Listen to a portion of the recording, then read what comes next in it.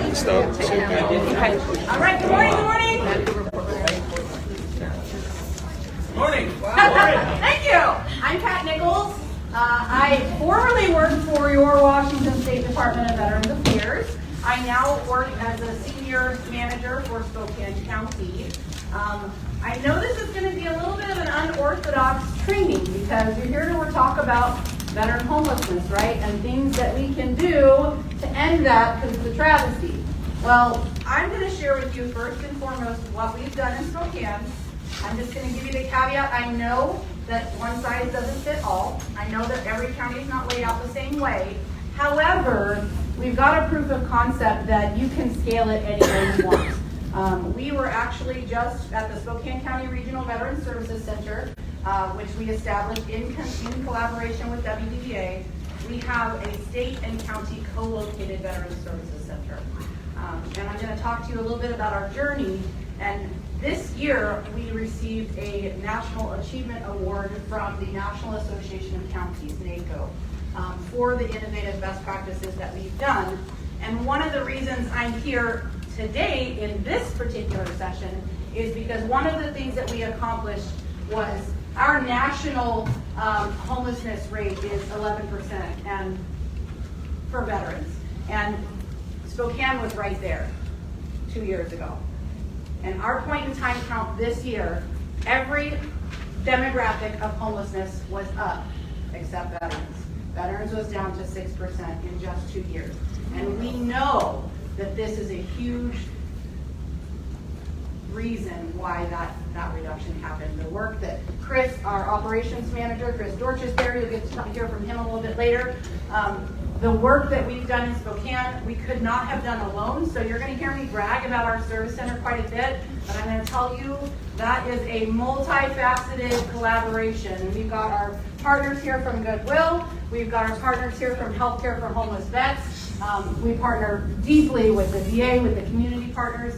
We couldn't do this alone, but I want to encourage you that one of the #1 ways to reduce veteran homelessness is to get every veteran connected to their benefits. Okay? All right, so that's my caveat. All right. And yes, that horrendous picture up there is me. I've been working with Charlie for like 10 years, and he's like, "Is that you?"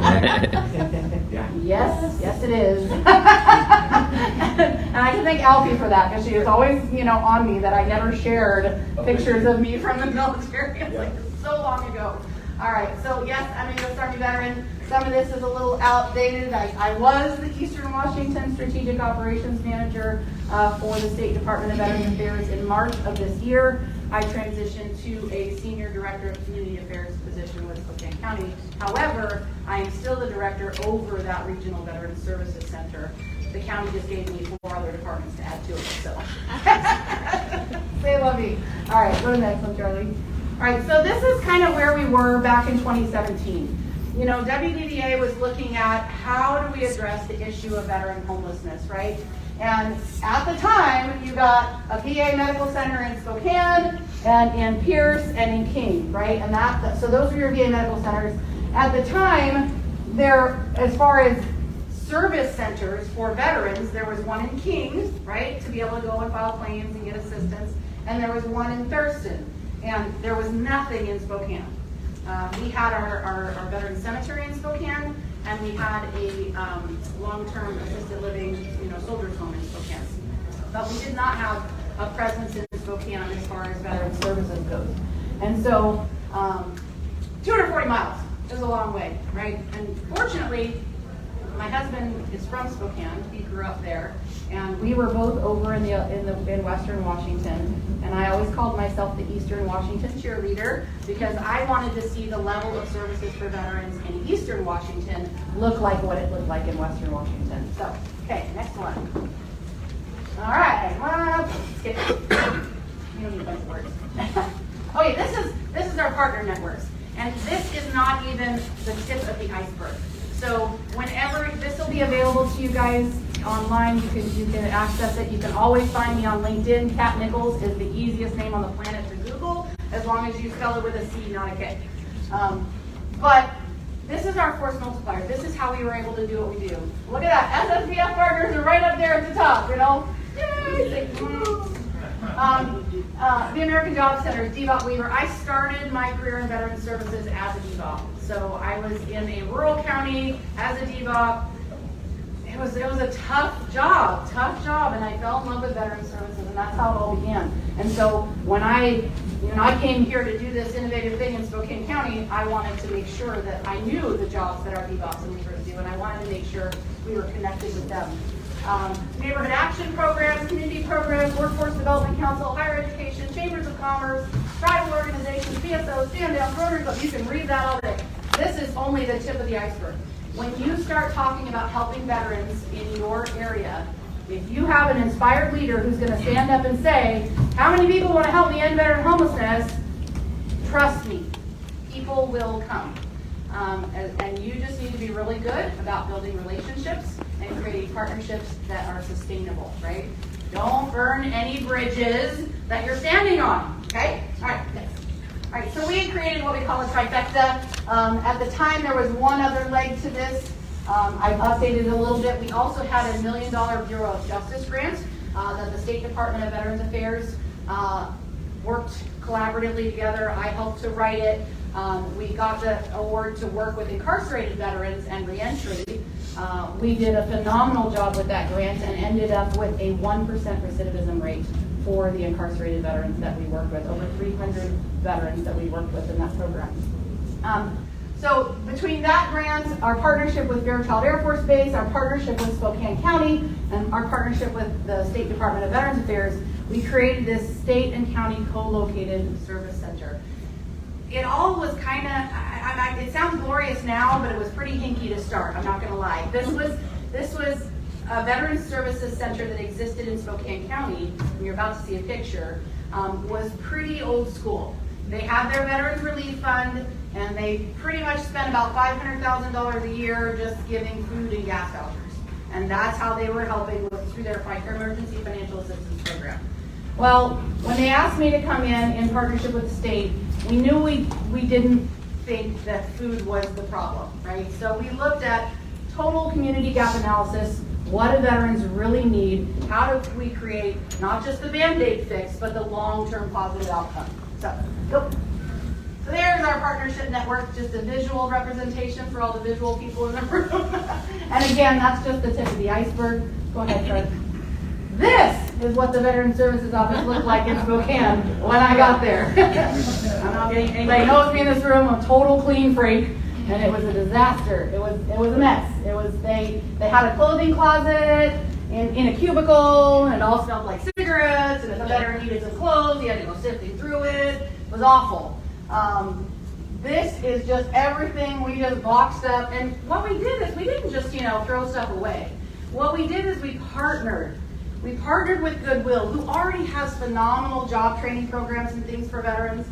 And I basically said, if we bring all of the donations that come to us for veterans, clothing and that sort of thing, if we bring them to you, could we then partner and get vouchers for your Goodwill stores so that our veterans could go with a voucher if they're looking for work and they need professional attire? Could we do that? Absolutely. The answer was yes, and we worked that out. And for the first 2 years, I think, we had Goodwill vouchers that we gave to veterans if they needed clothing. So we didn't get rid of the resource. We made the resource 10 times better.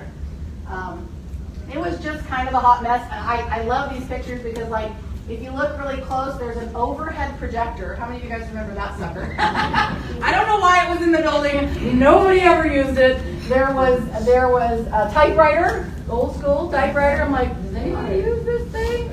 And so we just we brought ourselves into the appropriate century.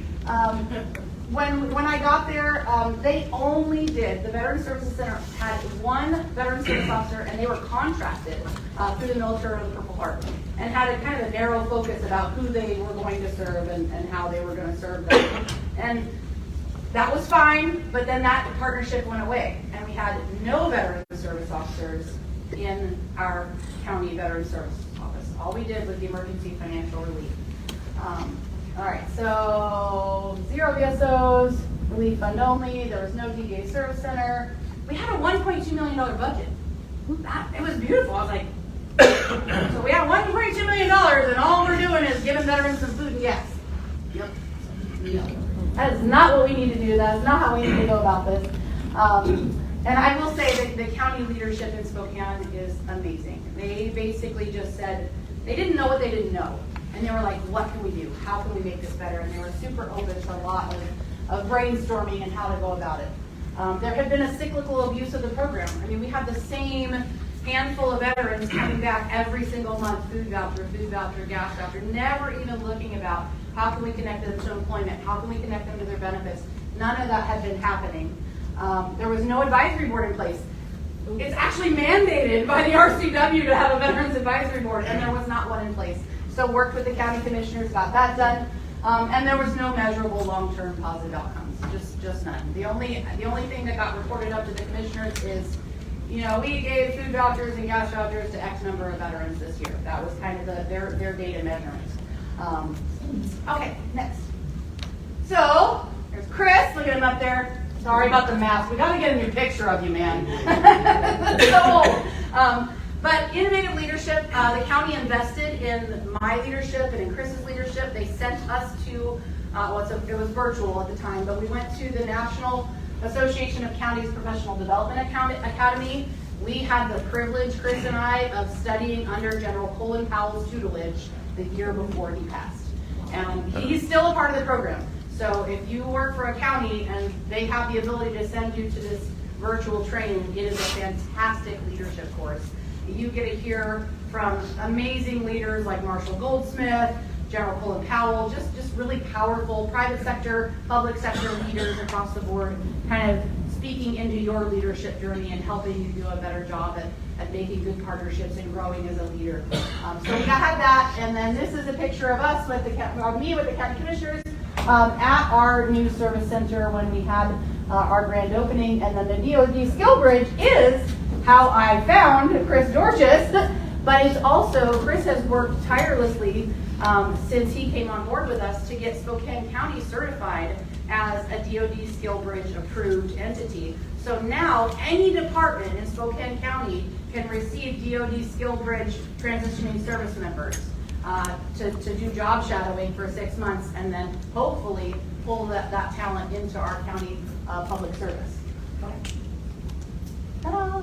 This is just some of the momentous things. Again, that's me cutting the ribbon on our service center. We signed a historic MOU with the National Coalition for Homeless Veterans and NCHB and WDVA and the National Association of State Directors. And so Alfie, our fearless leader at the time, was the president of the National Association of State Directors, and the National Association of State Directors of State Department of Veterans Affairs and the National Coalition for Homeless Veterans decided to get together and really try and have a more intentional, purposeful mission to end veteran homelessness. And so that was a great day that we had the opportunity to facilitate that. And then just last week, the National Association of County Veteran Service Officers signed a historic MOU with the National Association of State Directors. So it's just been a beautiful journey, and nationally, they're recognizing that county VSOs are ready to serve our veterans. That CVSO Act is going to pass. It's in legislation, and it's been chopped down a little and brought back. It's going to pass. It's going to get there. The entire nation sees that the best way to serve veterans is to meet them where they are, and that's where their county governments are really succeeding, with, of course, the help of all of our partners, the State Department of Veterans Affairs, everybody convening together to do it. Okay. All right. So we can talk a little bit about what we did before. You saw that it was pretty much only veterans relief. We did not get rid of the emergency assistance program. I want to stress that. We didn't stop giving veterans food vouchers and gas vouchers. What we did do is we took some of that money and we invested in staff. And we got, I think we started with just 2 staff. We got them accredited as veteran service officers. And every year we've added more to that. We now have 6 fully accredited service officers. And we have just done over $9 million in VA claims awards for veterans in the Spokane region. And that is part of why we saw that huge dip in veteran homelessness, because we're connecting. We would have veterans, some of the stories we had a veteran who was working with a very predatory organization that was trying to tell him they were going to get him a job. They took him to, he wasn't able to hold a job very good. He had undiagnosed PTSD and traumatic brain injury, and he couldn't hold a full-time job. And he was really struggling. He would do good for a little while and then lose it. He worked with this predatory organization. They took him to North Dakota, said they were going to get him a job in the oil fields. They had him panhandling in front of a Walmart in North Dakota. Literally, they would panhandle for being able to stay in this hovel they called a Veteran Services Housing Project. Which, I mean, there were rats, there were cockroaches, it was just awful. And this same veteran, who years was a part of that cyclical abuse of the relief program, we filed his claim. He got 80% service-connected out the gate for his mental health. He ended up being able to not just, and he didn't want to just live on that. He ended up being able to get a part-time job, and part-time was something he could manage in conjunction with his benefit. He's gone. He's no longer in the picture, and we are thrilled about that. It's amazing. He's on his way, and we want to do that more and more and more. Financial transition reintegration services, we offer advanced employment readiness. If we have veterans who are having trouble translating their skill sets, whether it's in a resume or in interviewing skills, we work with them one-on-one and do mock interviews and try and get them prepared for the civilian transition, right? The military cultural competency to the civilian cultural competency. All of the State Department of Veterans Affairs programs and services they're able to access through our service center. All of the community resource and referrals, and we'll talk about that more with these guys because we definitely refer back and forth that it definitely is happening both ways there. And then of course the VSO work, so connecting them to their federal benefits. Okay. This is a picture of our beautiful service center. I can't not brag about it. I just love it, just love it. My goal with the service center was it needed to be service honoring. The staff needed to be service honoring, so I just hire the best of the best. I hire people who are going to meet the veteran where they are, no matter what that veteran looks like, no matter what that veteran smells like, no matter what that veteran talks like. We are honoring them for the service they have already given. And they need to walk in that office and they need to feel honored from the moment they get there. And you can say what you want about aesthetics, but aesthetics achieves that. But if our staff were jerks, it wouldn't last very long, right? So you have to have both. You have to have both the warm reception from the surroundings as well as the warm reception from the hearts of the staff that are serving them. Okay. Yay! Okay, so we're going to watch that little video if it'll work. Try, Charlie. I don't know if we'll have sound. That's a picture of our service center. We signed a 12-year lease on this building. Let's see if this works. Make it big. Pay no attention to the fat lady talking.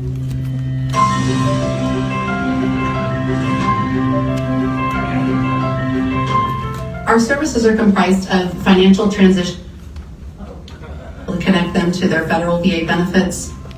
Spokane is home to 44,000 veterans, with our surrounding counties bringing in another 20,000 on top of that. So we have a great relationship with Fairchild. A lot of folks transition out of Fairchild Air Force Base and make Spokane their home. So we have a really strong bond with our veteran community here. I'm a veteran with over 20 years of combined service with the Marine Corps and the Army. I came here to Spokane as I was pretty much leaving the service. I was here at the Veterans Service Center to get assistance with my veterans claim. It was an easy process and everything went down smooth and quick. Come on in, and we're going to take you through what the benefits are. We'll have a service officer who's going to be your battle buddy from day one. You're going to get assigned to someone who's going to help you through the process, whether it's filing for a VA claim or asking for financial assistance or just finding out more information about your VA education benefits. It's an easy process when you have a battle buddy to walk through it with you, and that's exactly what we have here. So our staff here at Veteran Services are compiled of mostly veterans and or their family. There's that cultural competency that they have towards military service. I believe that's what drives them every day to come up and serve those who served. It's an honor to file these claims for fellow veterans. It definitely gives me a sense of purpose. These benefits can create such a big difference in the lives of veterans because we are increasing their monthly income. It can completely, change their life. A lot of veterans stay here in Spokane. The money that we put into our veterans, it gets returned tenfold into the community. What I want to do, I want to continue to serve community, and just continue working, going to school. The benefits I receive, I'll be able to continue doing that. The most important part of our mission in serving those who served is it's done in a positive service honoring environment and with positive service honoring staff. No matter what they're coming to us for as far as veterans programs, services, and benefits, we just want to make sure that they have a very edifying and positive experience throughout and they feel honored for the service that they've already given.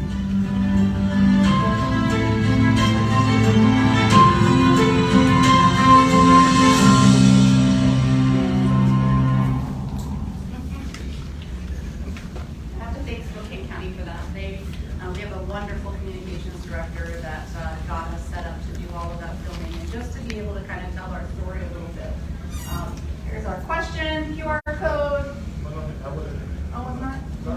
Oh, good. Oh, I almost missed it. So one of the things that happens when you start serving veterans, when you start building the partnerships in your community, you're going to grow. Your reputation, if you're doing it in this positive way, it's going to grow, and you're going to start getting attention. People are going to start saying, oh, I want to help. I want to help.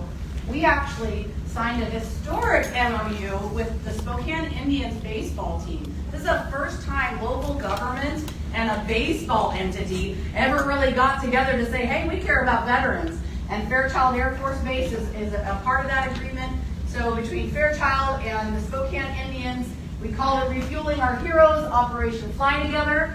The Spokane Indians, every Friday night game they have during the baseball season, they wear these new uniforms that are meant to basically honor the Air Force Blues for Fairchild. And a big chunk of the proceeds of all of those ticket sales and jersey sales and all of the sales concessions and everything, a big percentage of that gets put right back into the veteran community. They single out other like nonprofits and organizations that are doing amazing things for veterans, and at the end of the baseball season they take that big chunk of money and they say, we're going to bless this organization, we're going to bless that organization, and help them do even more for veterans.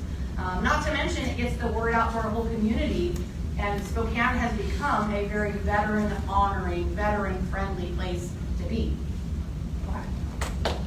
Hidden Heroes. So this is another one of the bonuses. If you're really engaged and you really want to be a part of all things going forward that are positive for veterans, start getting involved as much as you can on a state and national level. And you can do that from home to begin with. You can connect with people on LinkedIn who serve in national organizations like the National Association of Counties or the National Coalition for Homeless Veterans. And you can get connected. Another great organization we had an opportunity to partner with was the Elizabeth Dole Foundation. And most of you know Senator Bob Dole, who recently passed. Well, he and his wife Elizabeth created this foundation to support military and veteran caregivers, right? So whenever we talk about serving veterans, we can't forget that it's got to be holistic. It's got to be their entire family. There's dependents there. There's spouses there. And veteran caregivers often get forgotten, right? They're the ones taking care of all of the visible and invisible wounds after the fact, right? So Spokane County became the first county in Washington State to be designated as a Heroes Supportive County, and doing good work to help support military and veteran caregivers. Elizabeth Dole Foundation, you can look them up. They have a great amount of resources for supports for military and veteran caregivers on their website. So another great national, and this one you can partner with right from where you are, right? And start bringing those national level resources into the work that you do. The National Coalition for Homeless Veterans has a phenomenal newsletter called The Dispatch. If you want to know what's going on in the fight for ending veteran homelessness, sign up for The Dispatch, which is a newsletter through the National Coalition for Homeless Veterans. That's nchv.org. Okay. All the critical elements. You know, in our team, in our office, we use Gallup. We use the Gallup Strengths Finder to identify the strengths and skill sets, the natural given talents of our team members, so we can work more effectively together. It's a great leadership tool. If you're building a team and you really want to build team cohesion and you want people to work well together and understand each other, the Gallup Strengths is a great way to do it. That's what we've used. There's all sorts of ways to do it. That's just what we've used. The big thing is inspired leadership. Have somebody who's willing to go to bat. and say, this is what we want to do. You gotta have a face person, right? That's me. I'm loud, I'm gonna come, I'm gonna talk to you about veterans and how much we love veterans, right? But the face person can't do it alone. If I didn't have Chris, and if I didn't have these community partners, there's no way the work would actually get done. And then, so the inspired leadership is important. The idea of collaboration, not competition. So many times when it comes to serving our veterans, there's so much grant money out there. There's federal grants and there's all kinds of community funding and everybody's fighting over the funding. If you would just unite with your community partners as a force multiplier, you will be eligible and more competitive than you have ever been before for federal grant funding. Yep. All right, shared responsibility and reward, yep, that's part of it. Positive, effective communication and networking with people. Yes, real people, we have to work with actual bodies. Human-centered workplace, problem solving and innovation, right? Everything is an opportunity if you look at it that way. Simon Sinek, I follow Simon Sinek on LinkedIn. I've had an opportunity, Chris and I both, to take several of the leadership courses that he has through, what is it called, Inspire You. So just the word inspire and then you as a university from Simon Sinek. There's some great leadership courses, great team building courses.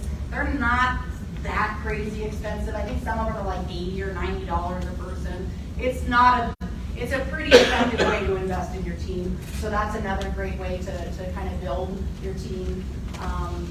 Strengths-based and values-based organizational culture. So I think that's it now.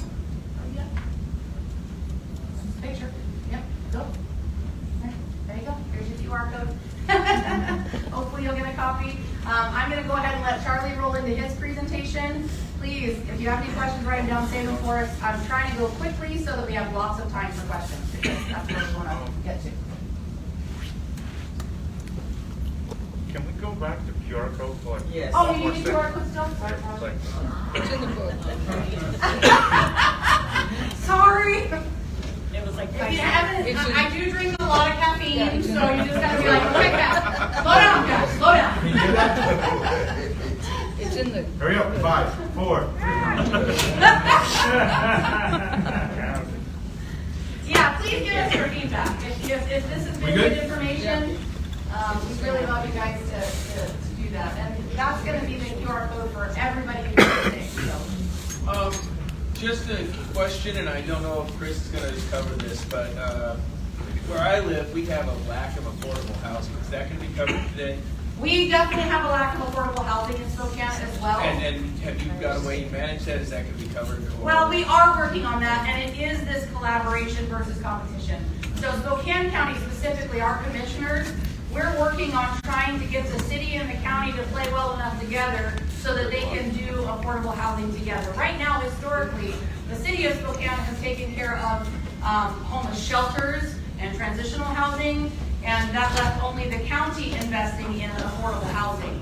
And we're trying to find better ways to do that, taking advantage of the American Recovery Plan Act.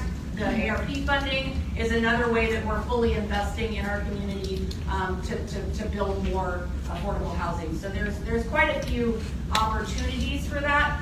We can answer more questions about that. I think Charlie will probably have some insight too. I appreciate it. Thank you. Yep. Hi guys, how you doing? My name is Charlie Granona. My PowerPoint, just like federal government, is going to be a lot more boring than what she just had. So I'm going to go through it really fast. I am the outreach coordinator for Healthcare for Homeless Veterans out in Land Grants at VA. Catchment area is from Libby, Montana, all the way out here to Wenatchee, from the Canadian border all the way down to Pullman. That's what we cover. We have a CBOC out here in Wenatchee and a CBOC out in Fort Wayne. So, Healthcare for Homeless Veterans stationed out in Spokane, downtown, 504 East, I'm sorry, 1 second, sorry. Our staff, program manager, Shannon Duncan, these are all the different programs that come down in Healthcare for Homeless Veterans. And I'm gonna go through them really quick. The Grant Per Diem, Veterans Justice, Outreach, Community Employment Specialists, these are all federal programs that fall under what we take care of, okay? So, the opening gate, Healthcare for Homeless Veterans, this is the office in downtown. We have individuals that can help with eligibility. You don't have to go to the main hospital. A lot of homeless veterans don't want to go to the main hospital, so we actually have eligibility in our on-site that you know if they qualify, if they don't qualify, they can pull DD-214s for them, stuff in that nature. We actually do a assessment there. We have intake counselors that will sit down with the veteran 45 minutes to an hour to figure out, hey, do you qualify for these programs? Do you not qualify for these programs? And it can be in person or over the phone. Housing case managers, we have substance abuse guys there, and then of course the outreach, which is what I do. Okay, so we have two different temporary housings that we take care of for veterans. Unfortunately, right now, the only temporary houses we have are in Spokane County. We're trying to work with other counties in the state to see, and community partners to see if we can get more temporary beds in different counties in our catchment area. But right now, this one here is ran by Pioneer Human Services in downtown Spokane. You can say about 30 to 60 days there. The nice thing about these two programs, and the program that I'm going to talk to later on, which is the HUD Bash, these two programs are programs in where if you are homeless or in danger of becoming homeless, but your income is higher than what HUD Bash allows you to do, this is my weapon right here to actually get my veterans off the streets and put a roof over their heads temporarily. So this is one of them. And these all have to be clean and sober living, by the way. The next one. Yeah, so sorry. I thought you were looking for it on there. No, Greg per diem. So this is the big one. It's ran by the VOA, so we partner up with the VOA. They're the ones that take care of it. This is the one that I use the most. There is 22 beds. It is roommate situations, okay? You could stay there for about 3 or 4 months. The nice thing about this program is the veteran does not have to pay anything for this program, okay? And they have housing specialists on site, always constantly trying to help them find a more permanent living situation for that veteran. So this is one of my big ones that I always go to just to get them off the streets, put a roof over their head, and then we'll figure out. A lot of these veterans will actually qualify for both GPD and HUD Bash. HUD Bash right now, there is an interest list at the moment, a little bit of a wait list. So in the meantime, I can put them in here while we're waiting for their actual waiver, their HUD Bash voucher. Next. Another program we have is the Homeless Veterans Dental Program. A lot of people don't know about it. If we successfully complete 60 days in transitional housing, then you're able to go to the VA and get one-time dental service from the VA. Okay, HUD Bash, the big one. So HUD Bash is permanent housing for veterans. It's basically a second voucher. The VA partnered up with HUD, and we follow their rules. Okay, all of their eligibility, we can't change it. The only difference between a veteran or yourself going to your housing authority versus going through HUD Bash is that the bash at the end basically comes with a case manager, and their sole purpose is to make sure that you succeed in keeping that roof over your head.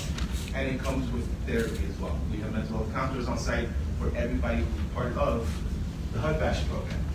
So since this is HUD and it is Section 8, this one, the veteran does have to pay at least approximately 30% of their income to the rent. The rest is covered by the voucher. It is sobriety, and there is mental health, and that's where our case managers come in. They make sure that any services you need, any mental health, whatever the case may be. You need food, you need clothing. We usually take our veterans out to New Beginnings, which is this really amazing non-for-profit area in Idaho that basically you go in and you can shop. And there's clothing, and there's furniture, there's food. So we take care of them when it comes down to food, furniture, mental health. If they need assistance to get from their place to the hospital, case managers there to do that for you. And that's stuff I need. Tribal HUD badge. Same thing as HUD, but basically we have our tribal, which the gentleman is here today. His name is Tatanka. He is based out of the Kolo tribe, and basically this is what he does. Anything, if you are a tribal member, there's a little bit of different eligibilities than a regular veteran. And if you actually are homeless, or you know somebody who's homeless who is a tribal member, you contact me. I'll set you up with either Tatanka or Heidi, and they'll help you navigate that, because there's just a little bit of difference there. Okay. VJO. Basically what this guy does is makes sure that when the veteran gets out of jail, there's somebody there for him to have him succeed out of life. That's what he does. We work very closely with him, and I believe he works with you as well, correct? Yes. He travels all over to every single jail in our catchment area, prisons. He meets with the veteran. He makes sure that he meets with the veteran before he even comes out, to make sure that he is successful with housing, jobs, anything of that nature. So that's part of our program in downtown as well. Okay? Everybody knows the National Veterans Crisis Line, and basically there is one thing in here. If you ever if a homeless person ever contacts the National Veterans Crisis Line, and they say, hey, I'm homeless, they send it out to what's called the National, it's basically a hotline for homeless veterans. And I take care of that for the catchment area. Give them a call, make sure that they're okay, what do they need, and then we go from there. Okay. Stand downs, this is my thing.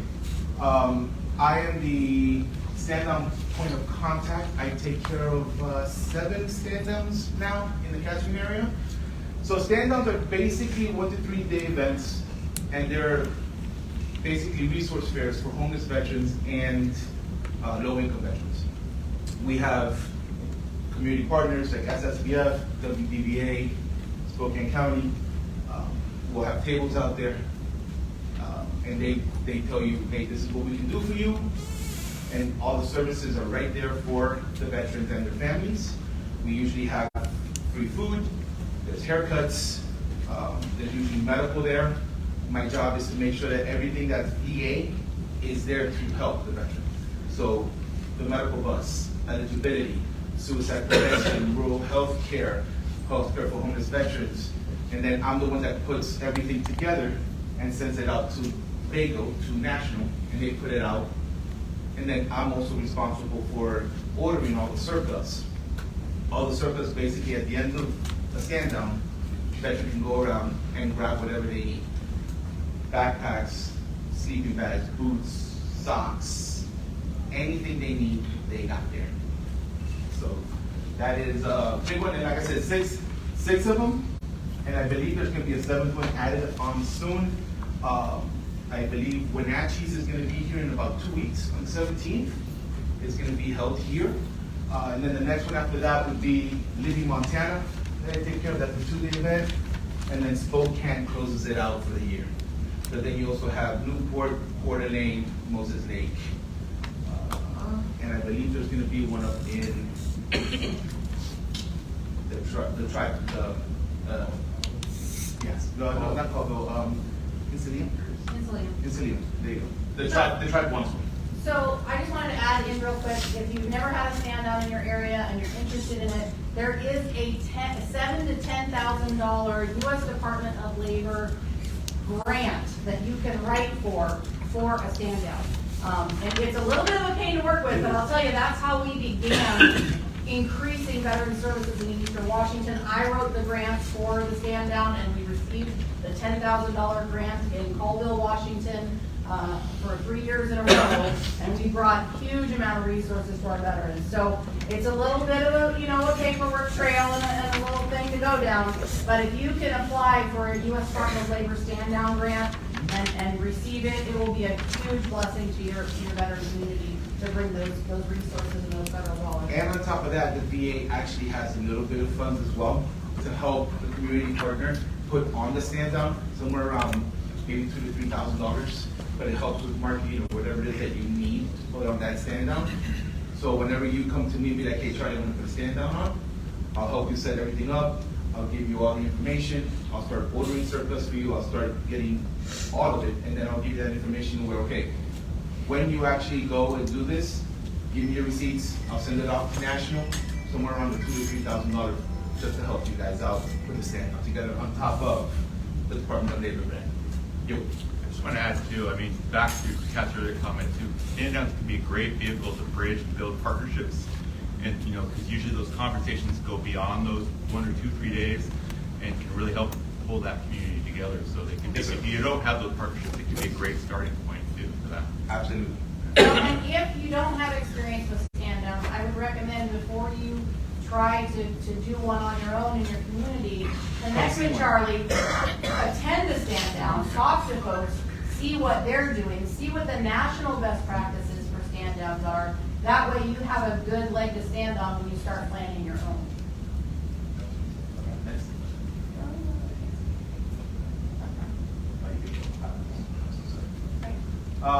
That's pretty much all I had. Those are all the different programs. This is our actual address, 504 East 2nd Avenue. Our hours in Spokane. I thought my number was up there, but it's not. I'm so sorry. That is our number up here. If you need to get in contact with me, just get them. Hey, Charlie, Outreach Coordinator, and you talk to him. And I'm your guy if you need anything for stand downs or any other information. How do we find the contact information for your position in our area? Like I'm down in Clark County. In what? Clark County? Clark County? You can Google Yeah, healthcare you for can homeless vets. Yeah. And it'll come up. Okay. Yeah. Clark County Healthcare for Homeless Veterans. Absolutely. Okay. Thank you. Every VA is going to have an HCHV. Every one. I'm just the one from Spokane. Okay. I take care of the Wenatchee area. Well, I'm sorry. Yes, no, go ahead. We do have issues with, because we're connected with the Portland VA. We're like a, a sublet of them. We don't get a lot of the stuff that Portland gets, and it's a real issue. Southwest Washington, we got no. I lived in Vancouver, I know. Yeah. Well, we just lost our HVRP grant, and that's the only one we have besides our veteran advice. And it is a And it is a lot harder because in Spokane we have the temporary housing. That's where we're all based out of, and then I have to go out to the rural, and it's really hard for me because we don't have temporary housing in a lot of these places. Right. So, and we're trying to work on that to add more beds in those rural counties, but it's a little tight. yeah. Somebody had a. Thank you. No? Okay. Yeah. Any residential requirements? What do you mean? They have to be a county resident or Oh. a state resident. Yes, you have to live in Spokane County, to have, to live in Spokane. And each county has their own different,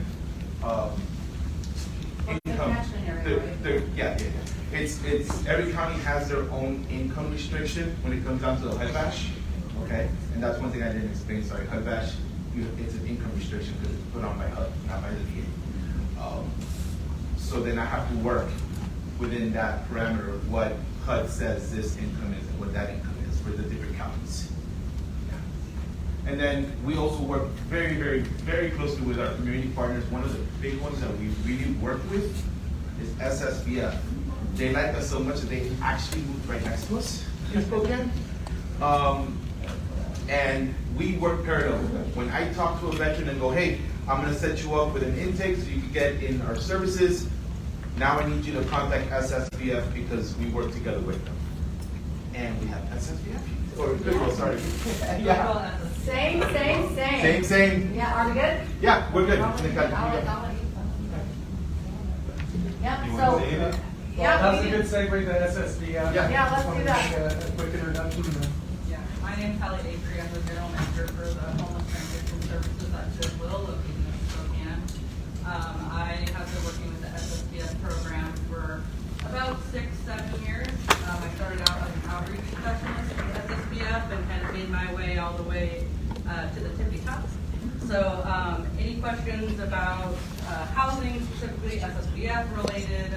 I also wanted to kind of mention the Built for Zero initiative. I don't know if a lot of individuals have heard about the Built for Zero initiative.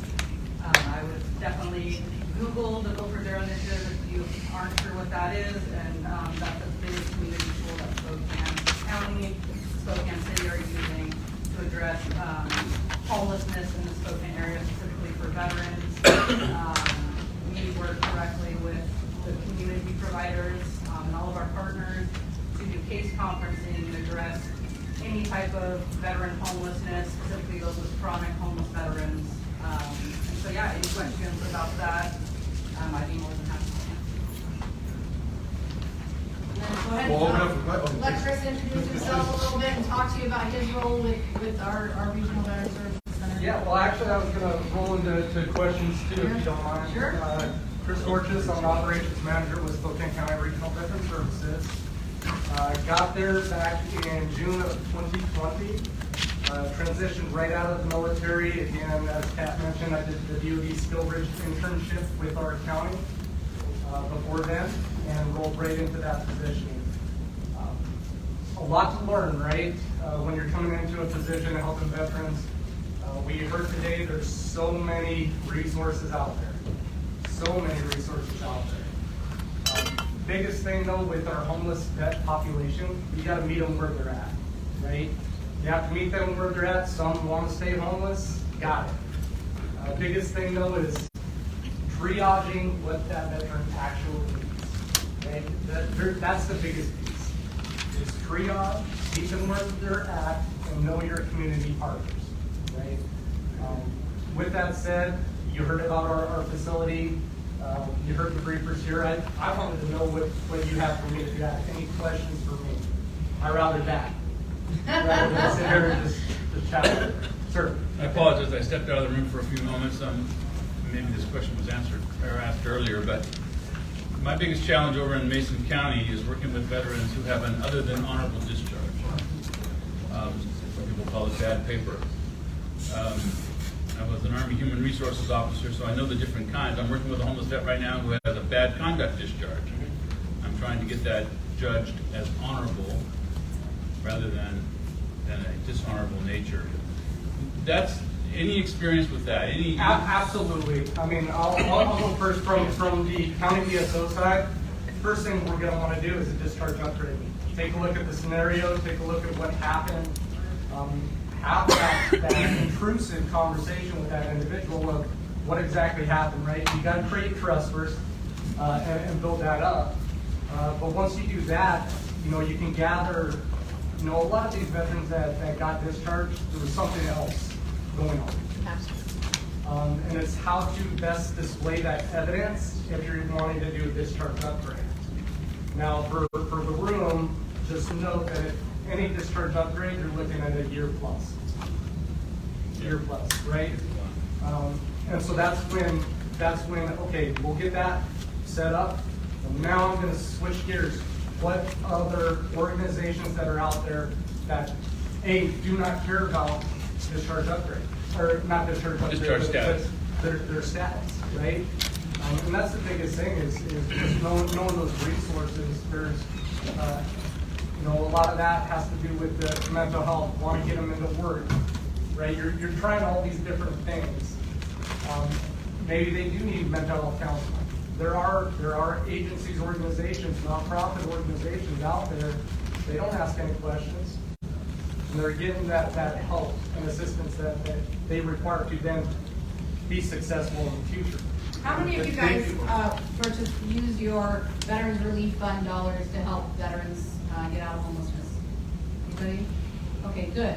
So one of the things you can understand is, yes, it's lined out by RCW, but in regards to the policy implementation for how those relief funds are spent in your county, really take a deep dive into that. Look at your Veterans Advisory Board, speak to your commissioners, find out if you can have a bit of a flexibility built into that policy so that you reserve the right as the director of that or as the veteran service officer to make exceptions. Do it. It can be done. We do everything on a case-by-case basis for policy. If there's a veteran who we're working on a discharge upgrade for him, but it's going to take a year, we have permission from our county commissioners through our county commissioner approved policy to make an exception for that discharge. So don't just see that bad discharge and stop there. Make it work in your county so that, I mean, I'm not saying you're gonna serve everybody with a dishonorable, but if it's a legitimate backstory, like Chris talked about, and you're working on the upgrade, and this person is working to get housing, working to get stable, you should be able to make an exception in those cases. And for the federal program, for HCHP, they have passed legislation and where OTHs can now, certain OTHs can actually get HCHP assistance, as long as you didn't go through a general court martial.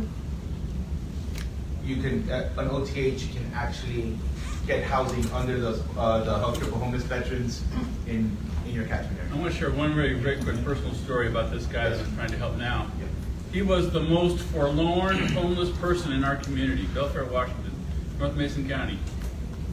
And I just assumed, this was on me, that he was not a veteran. I saw him out there flying a sign, dragging around the neighborhood, wet, cold, for 2 years.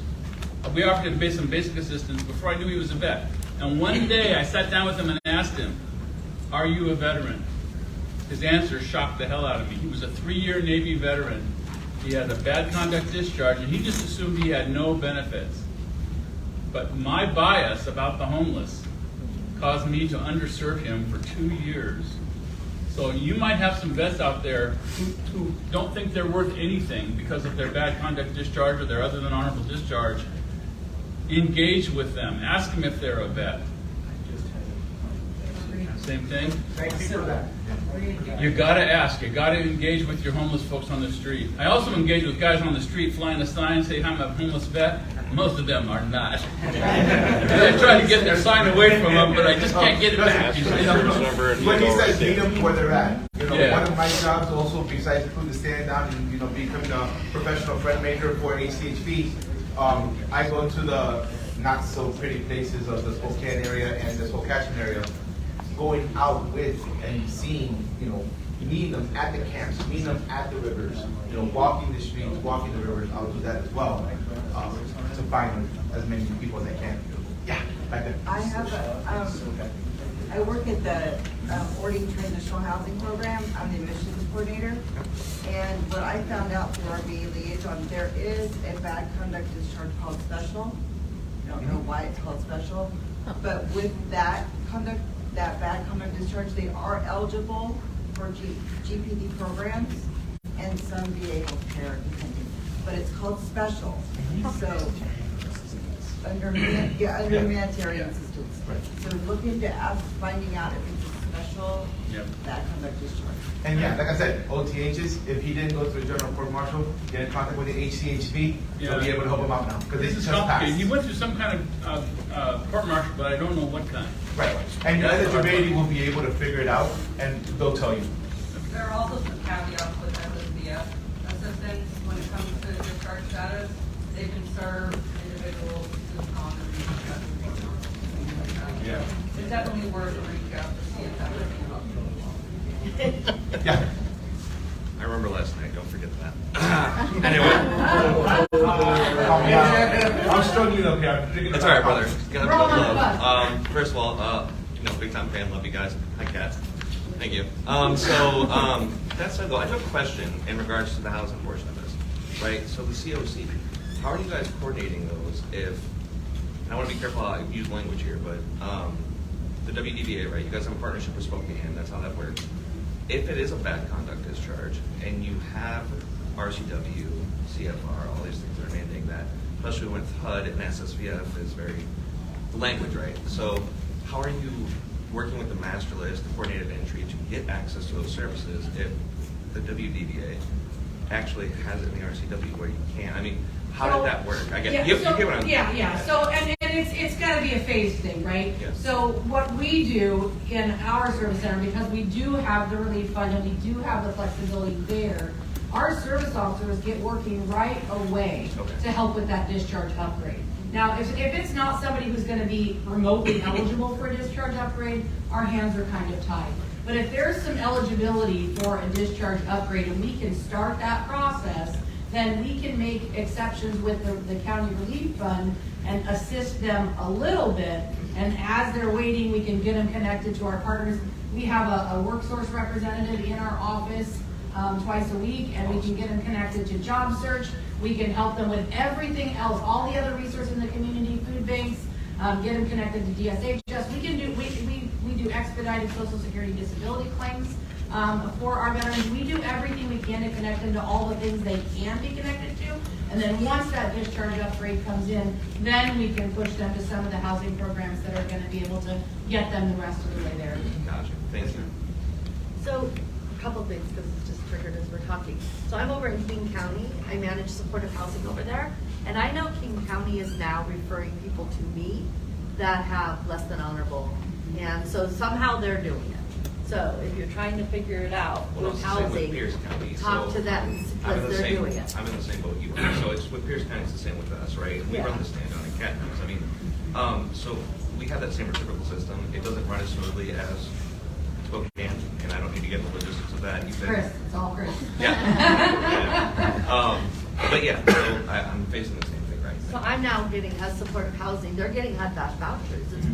It's all property-based vouchers. And they're coming in now where they're not connected to healthcare and they're have less than honorable. And so there's somebody who's able to do that. And I know it's through King County. Second thing, if you're in King County and you're looking for housing for a vet, I know, I'm running nice around. selfless plug. I like it. Yeah, I'm gonna I like plug. it. I'm gonna plug. I have units available right now. And so I would be more than happy, I have a table out there, come talk to me, because there should be not a unit available for a veteran. And I have 6 of them. And so please come talk to me afterwards. I get connected to the VAC team, and sorry for my plug, but I gotta do it, because I don't want. This is called networking. That's why I'm here, because I got 6 units, and I know there's more than 6 vets in King County that need a place to stay. And the other thing is when you mentioned about asking about being a veteran, I've learned that sometimes people will say no. So I no longer ask if you're a veteran, I ask if you were ever served in the military. That's what I asked. So that is because there's different feelings about being a veteran. And so that, I think, opens it up a little bit more. So that's just something that I've learned along the way. Good point. Because a lot of people don't think they are, especially if they've gotten Especially if they've been dishonorable. Or if they've been incarcerated. Yeah. Does the relief fund serve OTHs if they're not going to upgrade, or what are those? So for our county office, I will say our veteran relief fund, right, it's an application process, and this is what Kat was talking about, case by case. So we're looking at the criteria. There's criteria that you need to meet, right? There's a reason that we have an application process is so that we can triage the needs of that specific veteran throughout, right? They may come in, just need financial assistance for XYZ, or I need new clothes, or I need a food voucher, etc. But our application is built in such a way where we can take a look and say, okay, now it opens that door to have that, and I say this, that intrusive conversation with that veteran. What additional things do you need? What can I see that you need? Yeah, my first concern is the homelessness. We're going to address that. That's the first and foremost thing that we're going to do. But are you working? Are you able to work? Do you want to work? Right? And we go through that process, and that's where at the end we're trying to find a positive outcome, right? So if we say, okay, discharge upgrade, we could put that. I can't even tell you if that's going to be approved or not, right? But at the same time, I take that's a step in the right direction. That's a positive outcome for that veteran, willing to take that first step. Additionally, they may be eligible for other services. If they're willing to address, yes, I do want to work. Well, let me hook you up with somebody who can help you in that respect. If that veteran then goes and makes that appointment that we set up for him, to me that's a positive outcome. Case by case basis, all I'm looking for is a positive outcome. Is this veteran going to be successful in the future, right? Are they working towards that progression? That's a positive outcome. Again, case by case, I got Mr. Adrian Wall, who is a VSO in our office that deals with our veteran relief fund. And we go back and forth. We have this conversation of whether or not do we want to move forward and grant that. And I will say 99.9% of the time, we can find a positive outcome for that veteran if they are willing. If they are willing. If that makes sense. I think you're saying there's lots of other resources out there besides the Veterans Relief Fund. You have a lot of other resources, but by triaging them, you're assessing, where they're at, and you know, in the back of your mind, you know all the resources, whether they're in your office or outside. So, but the question, they're still not qualified for the Veterans Relief Fund, right? Or, For us, with our policy, it's a case by case. They absolutely can be. But that's where you need to go to. We have it written in our policy, though, that the director has the authority to grant an exception for certain things. I'm King County, Bash has my supervisor and I, like, what you were saying, but I'm not going to comment, so. Couple things. Number one, I just got done working with the HVRP grant we used to have in Clark County, and they work up to anything but dishonorable. So if you have an HVRP grant in your area, they'll work with OTHs and things like that. So. And we have an HVRP person embedded in our office in Spokane as well. Yeah. And it's a great program. It helps with a lot of things. That's number one. Number two is just a little FYI on what I'm trying to deal with. I'm trying to help a veteran. I've got a Marine who has a DD-214 with an honorable discharge for general. He has a second DD-214 he didn't know existed when he went to go apply for benefits that says dishonorable. He's got his letter, that they give you. Which is the most recent. The dishonorable, but he didn't even know. How do they do that? How do they give you a DD-214 after they discharge you with honorable paperwork? No, active duty Marine. I've seen a lot with Marines how it's not. Right, and my go-to is get with a county VSO or a veteran service organization that does VSO work, because they're the ones that are going to be knowledgeable in that respect and say, okay, I can take a look at this, what really happened. Because a lot of times they'll discharge those service members out without providing them a DD-214. But he has that. And it comes after the fact, yeah. Right, and it's like sneaky, Anyway, And if the VSO or somebody can't do it, you have the corrections office. They can do a DD-215. They can make a correction. Right. Okay. So, because everybody keeps trying to get me to do the upgrade, it's not an upgrade. That's not what I'm looking for. We need to look at which one was right or which one was wrong. Yeah. We need that decided first, I think. And that's, like, I can tell you by looking at that, if we have that in front of me, right, then that's what I'm saying, get connected with those that can really take a look. Okay. And then my last thing is, and I think this is with everybody in here, like you're talking about HUD Bash. Okay, great, lots of HUD Bash vouchers, we give them the vouchers. We don't have the affordable housing that will take the HUD Bash voucher. Yes. Or any subsidized housing, thank you. And I know, I'm in Clark County by Portland, but I know that's all over the state. I mean, a one bedroom is $1,200-$1,300.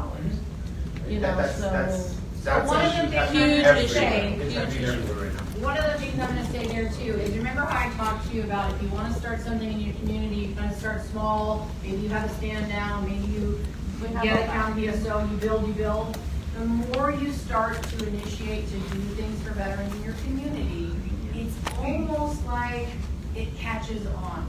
And now we have enough veteran-minded folks in our community that we have organizations that are looking at this ARP funding and saying we can build, writing up a proposal. There's lots of RFPs out there right now for ARP funding. They can write up a proposal and say we want to create this 10-bed veteran housing project. Whether it's Volunteers America or you name it. There's all kinds of organizations out there.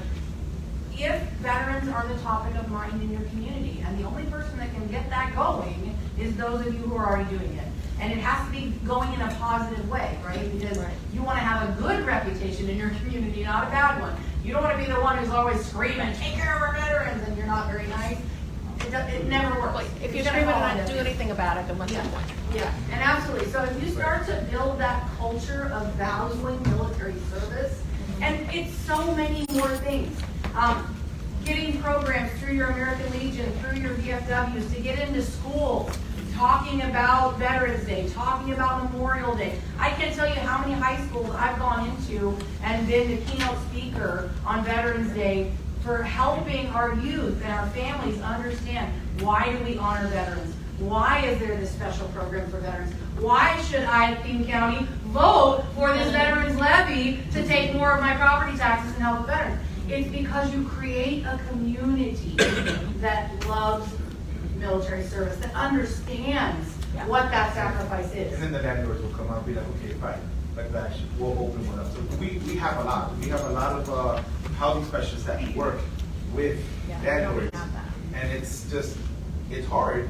But when that minded community of veterans, they'll open up and be like, okay, let's bring you in, and they'll do exceptions here and there, kind of thing. Very small. But Just an all veteran thing, you know, built, because it's just, I mean, our homeless, which like I'm sure everybody else here is just horrible, you know, so.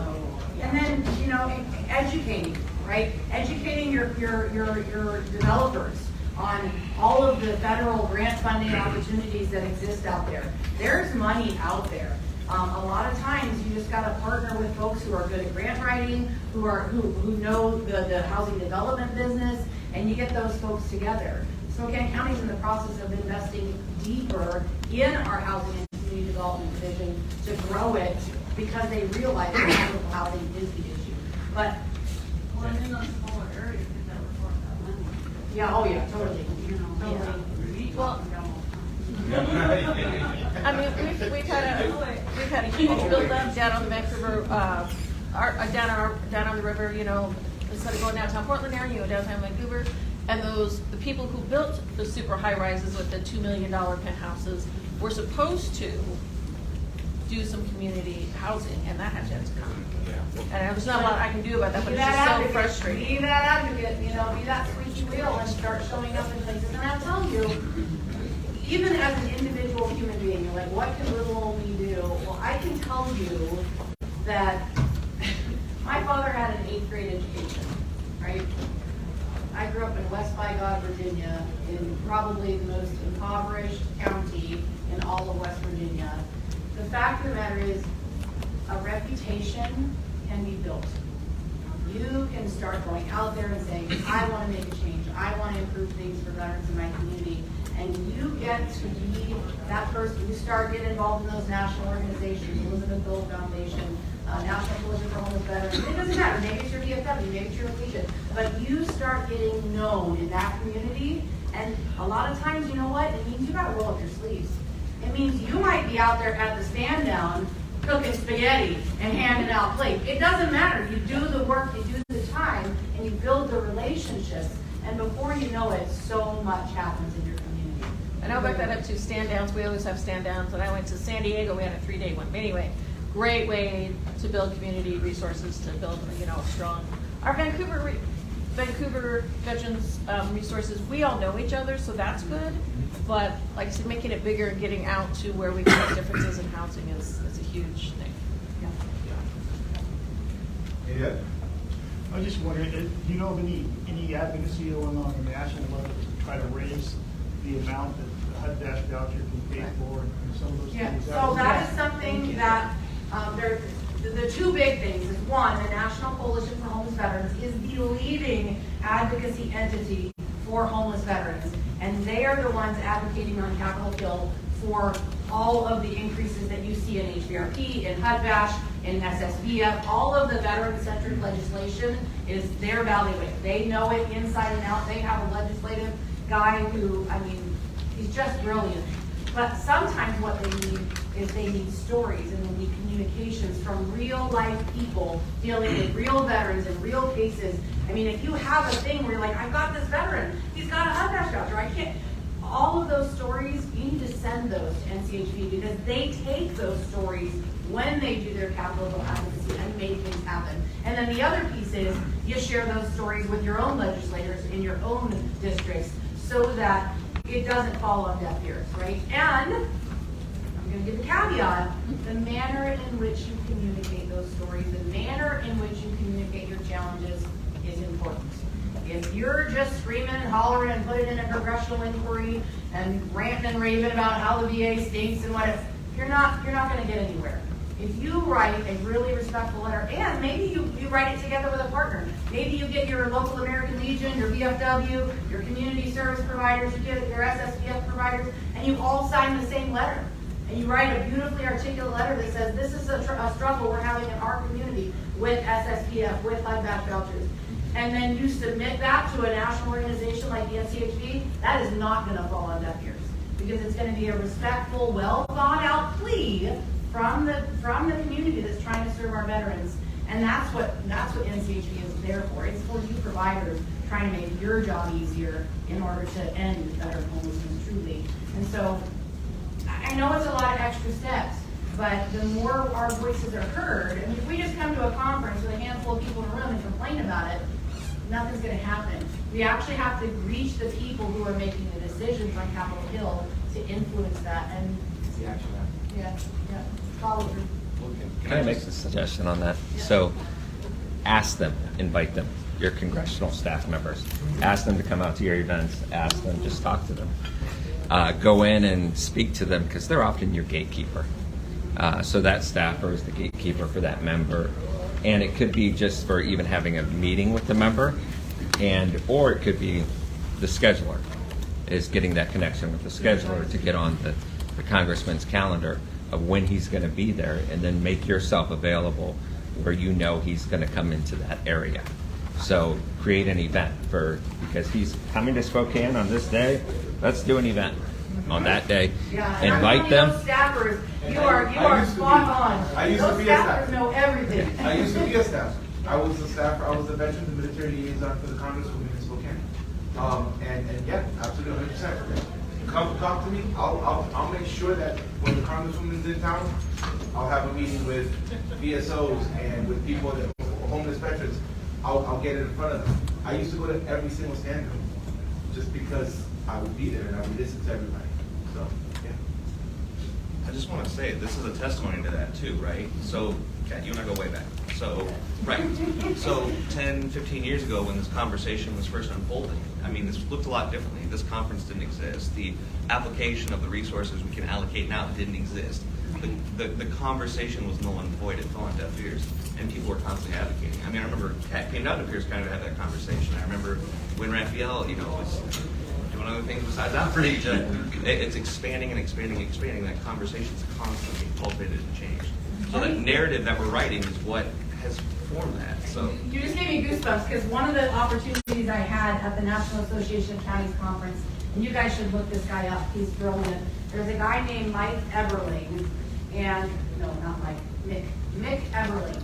And he was one of the keynote speakers at the NACO conference, and he's very passionate about wanting to do some of the good work he's done to impact veterans because he's got a strong veteran association in his family. So Mick Everling, he's done some TED Talks. You can find, you can Google Mick Everling, and you'll find out about his company that he started called Not Impossible Labs.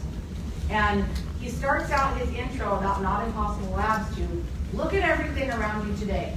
Look at your cell phone. Look at your car. Look at your food processor. Look at your espresso machine. I mean, look at a million things. Look at your smartwatch, right? Look at your GPS. At one point in time, every one of those things was impossible. Everything that's possible today was impossible a time ago, right? So much of what we're sharing today, exactly what you just said, so much of what we're sharing today was impossible before. I mean, one of the things that I fell in love with NCHB for is because it used to be, if you had an HVRP grant and you helped more veterans than you said you were going to and spent less money than you said you were going to, you got a corrective action plan. You were bad because you did more. And so that's one of the Capitol Hill advocacy that NCHB did, was to change that rule with the Department of Labor to get that changed. So everything that was impossible before is possible, which means what? Everything's possible.